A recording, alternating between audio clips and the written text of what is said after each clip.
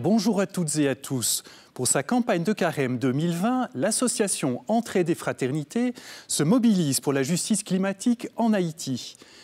Pays parmi les plus pauvres du monde, Haïti subit fortement les effets du changement climatique qui affecte les récoltes des communautés paysannes et menace de famine des millions de personnes. Que peut-on faire concrètement pour soutenir les Haïtiens dans leur combat contre l'extrême pauvreté ? Deux membres d'Entraide et Fraternité vont nous aider à répondre à cette question.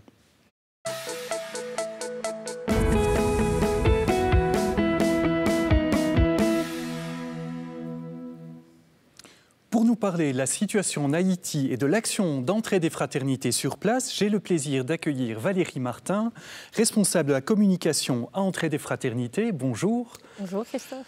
Nous recevons également Laurie Korchi, responsable des projets d'Entraide et Fraternité à Haïti. Bonjour. Bonjour. Bienvenue à vous également. Alors Valérie Martin, pour commencer, pourriez-vous nous rappeler en quelques mots ce qu'est Entraide et Fraternité et quels sont les objectifs de votre association ? Alors, Entraide et Fraternité, c'est une ONG de coopération au développement avec près de 60 ans d'expérience. On est né après l'indépendance du Congo suite à une famine au Kasaï et on travaille à la justice sociale dans le monde et à travers la réalisation principalement de 3 missions. On appuie des associations locales pour le développement. On le fait en partenariat avec des associations locales, c'est-à-dire qu'on n'envoie pas d'expatriés sur place. C'est un peu là notre spécificité. On a fait le pari de faire confiance aux populations locales pour qu'elles clarifient leurs besoins et qu'elles prennent leur destin en main. On appuie également des campagnes de sensibilisation et d'éducation à la citoyenneté mondiale et solidaire, ici en Belgique francophone et germanophone, donc dans des groupes tels que des classes, des paroisses aussi, mais des groupes de solidarité. Et enfin, on mène un très important travail de plaidoyer, c'est-à-dire de lobbying politique, pour porter les revendications de nos partenaires du Sud jusqu'ici, jusqu'aux responsables, aux décideurs politiques, que ce soit auprès de notre gouvernement ou auprès des instances européennes, par exemple. Haïti est donc un des pays où vous avez des projets.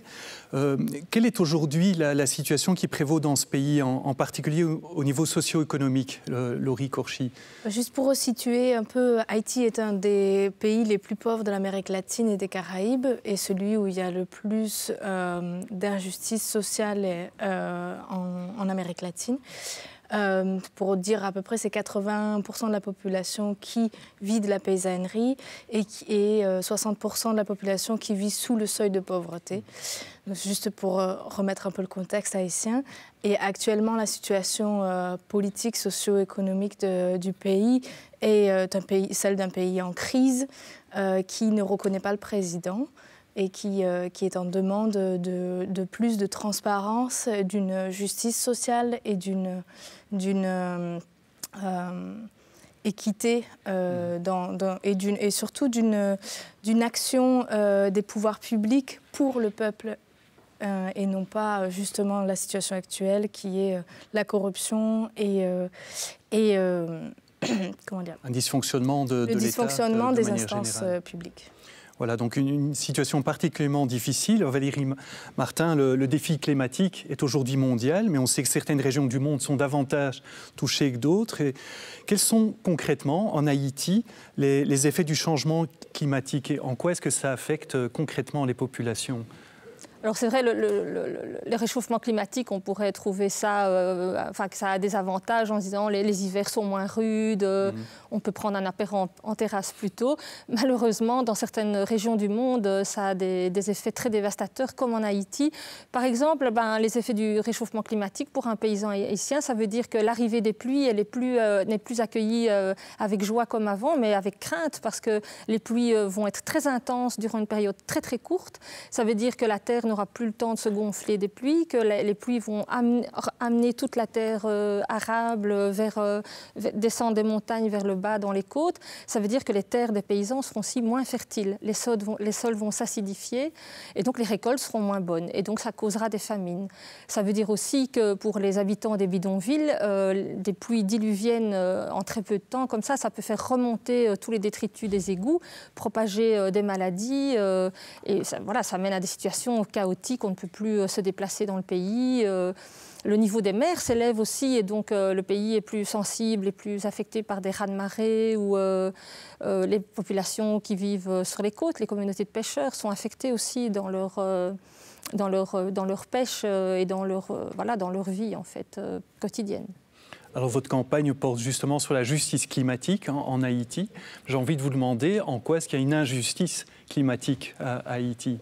Eh bien, on le sait, le réchauffement climatique était en grande partie causé par l'émission des gaz à effet de serre. Et en fait, Haïti est un des pays qui produit le moins d'émissions de gaz à effet de serre au monde. 0,03 de la quantité mondiale produite. C'est vraiment rien du tout. Oui. À côté de ça, évidemment, ce pays est à 2 heures de vol de la première grande puissance mondiale, les États-Unis, et donc qui, lui, est un très gros producteur de ces émissions. Et donc, en fait, on le voit... ça, c'est une première injustice. Donc, un pays qui n'en produit pas beaucoup d'émissions, mais qui est très affecté par les émissions de gaz à effet de serre.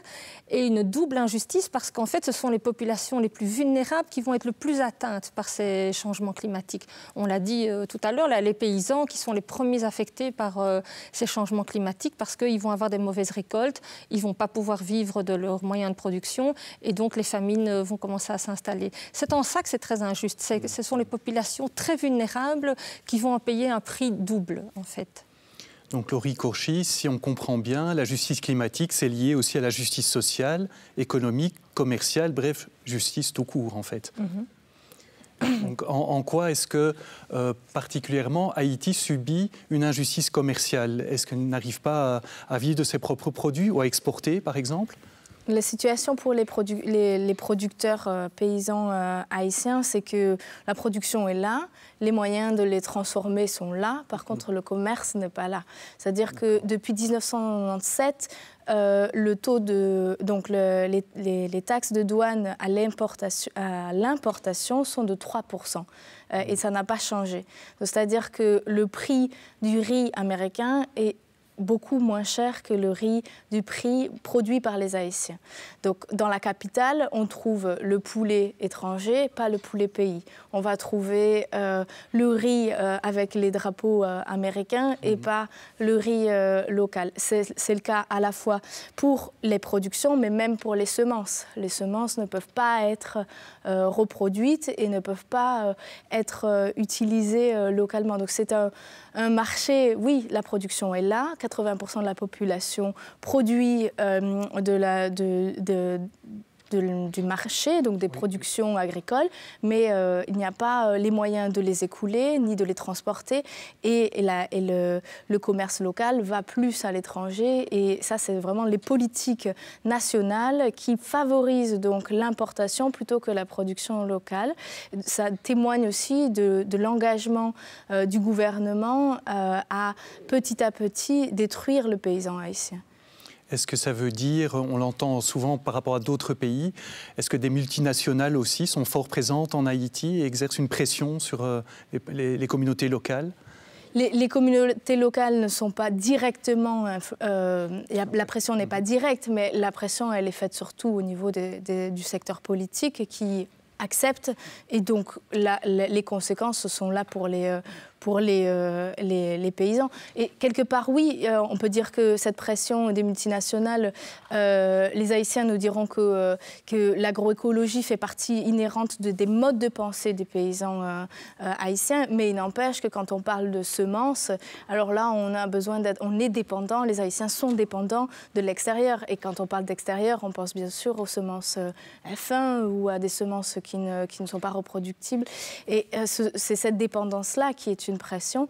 Au-delà de ça, il y a quand même des problèmes aussi de minerais, d'accaparement de terres pour l'exploitation minière dont nos nos partenaires nous parlent de plus en plus. Donc oui, en effet, la pression, elle est là.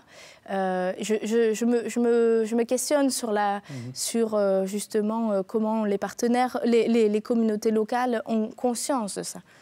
Oui, ce n'est pas évident. Avant de parler de votre campagne, alors sur place, Valérie Martin, est-ce que la communauté internationale est suffisamment, je dirais, mobilisée par rapport à la situation en Haïti? C'est vrai qu'on n'en entend pas beaucoup parler chez nous. Elle est très peu mobilisée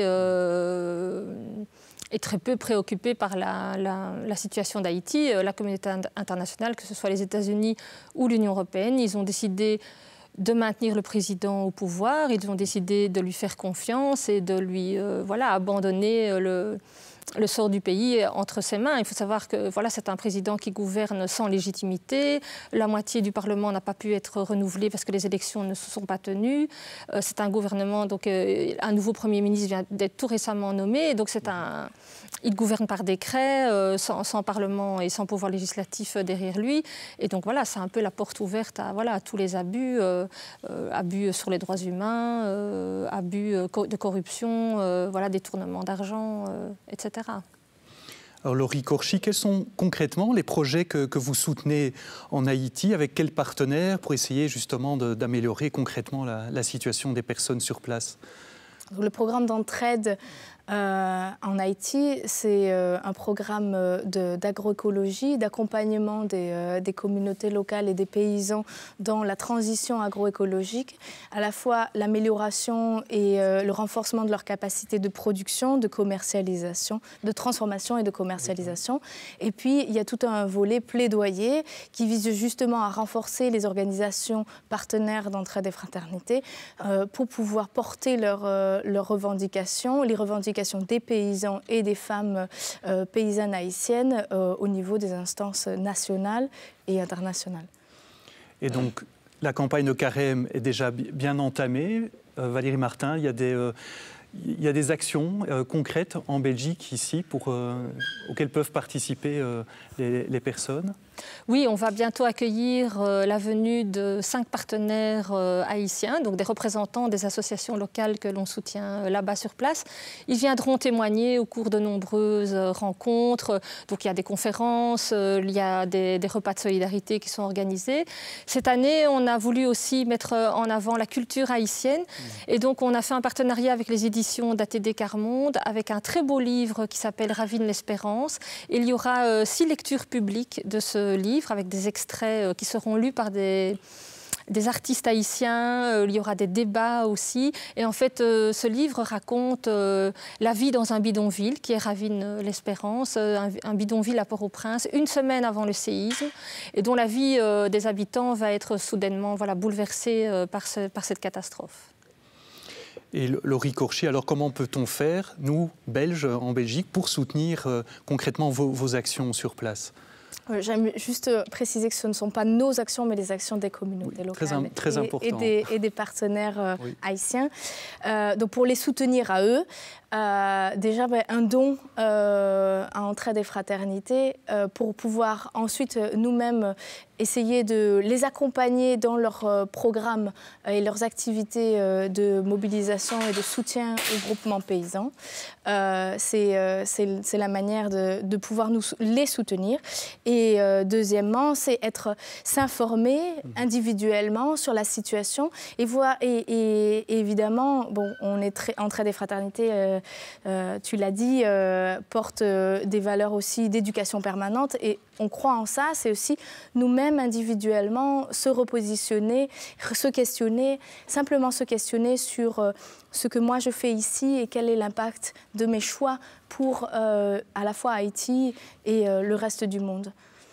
Valérie Martin, qu'est-ce que nous pourrions changer dans notre mode de vie? C'est une question récurrente aujourd'hui par rapport au changement climatique, mais voilà, qu'est-ce que je peux changer concrètement et qui va avoir un effet même indirectement positif, ici concrètement aussi pour les Haïtiens? Et la bonne nouvelle, c'est qu'on peut faire beaucoup de choses. Donc moi, je parle souvent des 5 R. On peut déjà refuser de consommer à outrance, réfléchir à ses choix de consommation. Est-ce qu'on a vraiment besoin d'un autre GSM? Est-ce qu'on a vraiment besoin d'un autre jeans? On peut aussi réduire sa consommation, notamment sa consommation de viande, parce que l'élevage de bétail est vraiment responsable de beaucoup de quantités de gaz à effet de serre. Donc ça, c'est important aussi. On peut choisir aussi de réparer, de recycler et donc de consommer autrement dans l'économie circulaire, donc c'est-à-dire aller dans des magasin de seconde main, réparer son électroménager et refuser l'obsolescence programmée. On peut aussi recycler tout ce qu'on peut et ce qui est possible d'être recyclé. Et surtout, vraiment la cinquième chose que l'on peut faire est très importante, on doit aussi réclamer des politiques agricoles, des politiques commerciales plus justes, qui soient plus compatibles avec les accords que les gouvernements prennent concernant le climat. Les politiciens font beaucoup de déclarations en faveur du climat, mais il y a peu d'actions qui sont prises. On signe en même temps des accords de commerce qui sont injustes, des accords de commerce qui ne vont pas respecter les accords pris pour réduire les émissions de gaz à effet de serre. Et donc, il faut être attentif à ça. Et c'est pour ça que l'on lance aussi une pétition durant cette campagne pour justement que les multinationales prennent leur responsabilité, tout à fait, et qu'elles s'engagent à respecter le climat, que les victimes des changements climatiques aussi soient protégées et qu'on protège aussi l'agriculture paysanne, parce que c'est elle aussi qui peut contribuer à améliorer les effets sur le climat. Laurie Korchi, une question peut-être un peu naïve, mais est-ce que les Haïtiens eux-mêmes sont conscients de ce défi climatique dans leur pays? Ils sont conscients que c'est ça aussi qui provoque leur situation? Bien sûr, ils en ont conscience déjà aussi, d'une part parce qu'il y a quand même des mobilisations, il y a de l'information, il y a les partenaires et pas seulement nos partenaires sont actifs pour pouvoir aussi conscientiser et accompagner les communautés locales dans leurs défis, parce qu'ils se rendent bien compte que les périodes de césure, donc de sécheresse, sont passées de quelques mois à 8 mois. Dans une année, parce que, comme disait Valérie tout à l'heure, les pluies sont devenues une préoccupation, que la terre n'est plus suffisamment fertile. Ils sont informés, justement par des radios communautaires locales qui maintiennent l'information auprès des paysans les plus isolés. Et donc, oui, la prise de conscience est là, et on voit que les mobilisations actuelles en Haïti sont celles d'une classe sociale, donc les ouvriers, des mobilisations paysannes qui sont dans les rues, des jeunes, des étudiants, des femmes, qui sont cette partie de la société qui sont les plus touchés par l'impact à la fois de cette injustice climatique, de cette injustice sociale, et qui aujourd'hui demandent à la fois deux choses, qui demandent une équité et la fin de la vie chère pour eux, mais ça passe forcément par un changement de système, et donc ils demandent la fin de l'impunité pour la corruption, mais aussi donc un système qui serait plus favorable à la fois aux paysans et à une justice sociale qui aura une influence sur la justice climatique. Valérie Martin, on peut dire que c'est frappant, les Haïtiens sont vraiment très mobilisés par rapport à leur situation. Ils ne semblent pas découragés, alors que ça fait des décennies au moins qu'ils subissent véritablement beaucoup d'injustices. Tout à fait. Les Haïtiens, ce sont des combattants, c'est des résistants. Ils sont vraiment très, très mobilisés, on le voit. Il y a des écoliers qui organisent des ramassages de déchets sur les plages, dans les villes. Ils sont très mobilisés aussi sur la condamnation du polystyrène qui pollue les plages.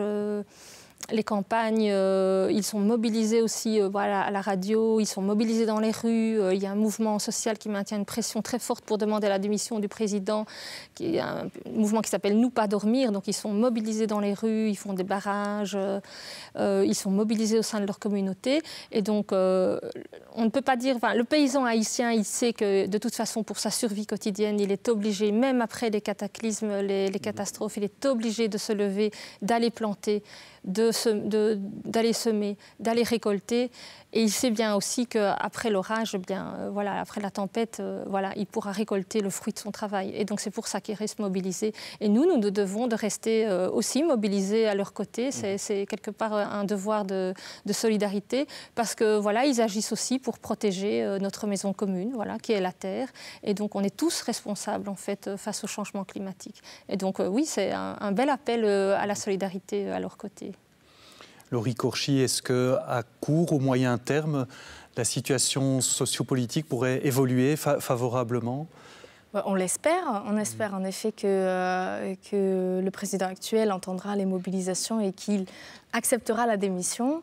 Et les espoirs qu'on a aussi, c'est justement cette demande de la population qui demande un tribunal Petro-Caribé, qui demande un tribunal populaire pour toutes les sortes de corruption qu'il y a eu, pour les actes de la MINUSTAH, pour l'arrivée du choléra. Donc c'est une prise de conscience générale qui, pour moi en tout cas, et pour Entraide et Fraternité, témoigne d'un espoir. Après, il faut savoir que le président, il tient par le soutien de la communauté internationale et il tient par le soutien de l'oligarchie haïtienne. Donc, depuis longtemps. Voilà. Mais après, on espère que d'ici 2021, il y aura une transition politique en Haïti. Vous espérez aussi, Valérie Martin, que chez nous, il puisse y avoir une mobilisation en faveur des Haïtiens, peut-être justement à l'occasion de cette campagne, peut-être mobiliser nos politiciens ou même au niveau de l'Union européenne ? Oui, tout à fait. Et on espère aussi que le mouvement pour le climat, qui est actuellement encore dans les rues, les écoliers, les lycéens se mobilisent encore, on espère que ce mouvement il va tenir. Et d'ailleurs, nous, on continuera aussi la résistance et notre action. On est actif également dans la coalition climat, qui est une large coalition de 70 organisations, avec les grands-parents pour le climat, avec des tas d'associations qui ont envie que ça bouge, et on maintiendra la pression. Voilà, donc on a une série de rencontres prévues également auprès de responsables politiques avec nos partenaires haïtiens. Oui, pour vraiment continuer à mettre Haïti à l'agenda et vraiment éveiller cette prise de conscience auprès des politiciens. C'est très important. Et donc on invite évidemment à signer la pétition via notre site internet, entraide.be. C'est vraiment très important. Ça nous permettra aussi de maintenir cette pression auprès des décideurs politiques.